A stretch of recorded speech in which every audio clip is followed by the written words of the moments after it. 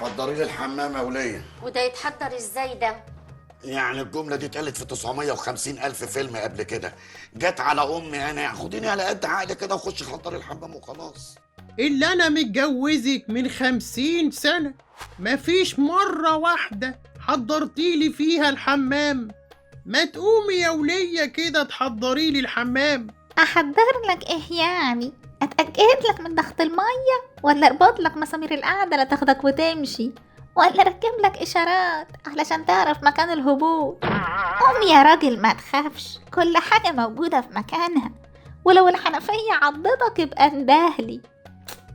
رجالة اخر الزمن قال حضري لي الحمام، قال اللي عمره ما جاب لي وردة ولا حتى كيلو ونص برتقان وهو داخل عليا. ايه ده؟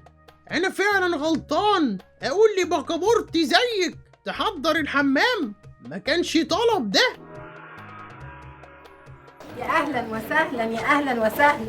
اتفضلي اتفضلي، ده بالسمن البلدي. اتفضلي عن اذنك يا فتحيه، ثانيه واحده. اهلا وسهلا، اتفضلي. كلوا يا اخوانا، كل يعني اقول ايه بس، يعني ده انتوا اصحاب بيت. كل يا عبد، كل انت يا حبيبتي، كل. الا انت امك يوم فرحنا ما كلفتش نفسها، كل اللي جابتهولي بيضة ورغيف اتعشى بيهم، ووزعت على المعازيم قرص رحمة ونور على ابوكي. تقريبا كانت عايزة تديني اشارة، الله يرحمها بقى ما خدتش بالي. ده حتى المعازيم كانت بتقول لي البقاء لله بدل الف مبروك، ومشغلين ايها الراقدون تحت التراب. كان فرح عرة منكم لله. ما امي لما لقيتك جاي بطولك كده حتى ما كلفتش نفسك تلبس حاجة عدلة وجايب البيجامة، قالت تتصرف، واللي موجود قدمناه. جاي تتجوز ببلاش وكمان بتتأمر. والله كنت لابس بدلة، كنت شاحتها، بس خفت عليها فلبست فوقيها البيجامة. خفت من أهلك لا يكتبوها في القايمة. معلش، اصل البابور بتاع امك اللي انت جايبه كان في الطمع. ده انت يا راجل جايب سرير من غير ملة.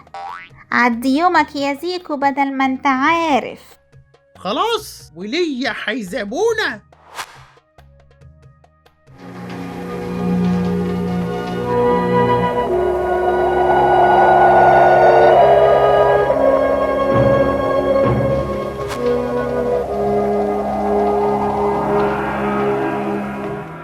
اسمع بقى يا زيكو، انت تنزل تشتغل بدل ما انت قاعد تناكف فيا كده. من بكرة تنزل تدور على شغل، وإلا انت عارف. تفتكري هلاقي حد يقدر قدراتي؟ زيكو حاضر، أي حاجة تبعدني عن وشك نعمة. من بكرة نازل أشتغل منك لله وليا حيزبونة.